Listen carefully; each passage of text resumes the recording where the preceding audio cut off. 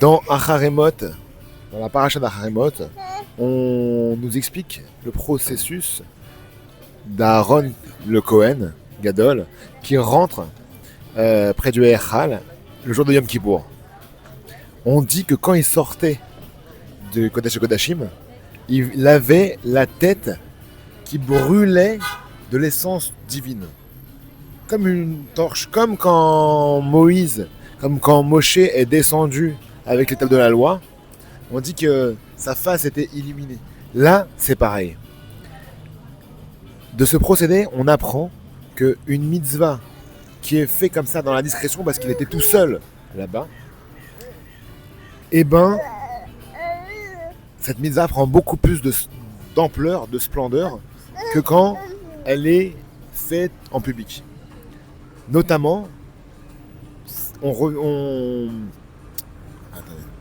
notamment lorsque l'on donne la tzedaka, c'est beaucoup plus fort quand la tzedaka est donnée dans la discrétion plutôt que de révéler cette action. Et d'ailleurs, il y a un Rav qui avait fait une demande de don, voilà, une récolte pour pouvoir construire une synagogue. Et il y avait un généreux donateur qui s'était manifesté et dont on a applaudi et béni les bienfaits. Le Rav avait pris la parole et il avait dit que le fait d'avoir donné publiquement pour construire, ça lui avait enlevé beaucoup de mérite.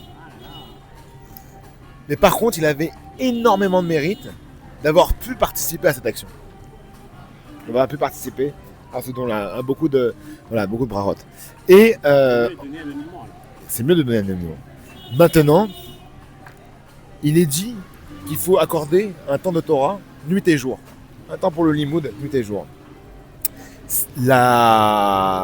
L'étude préférée d'Hachem, c'est la nuit. Pourquoi ? Parce que justement la nuit, quand on est au calme et que tout le monde dort, et qu'on s'attelle à étudier la Torah, on le fait dans la discrétion et uniquement pour Hachem. Shabbat Shalom.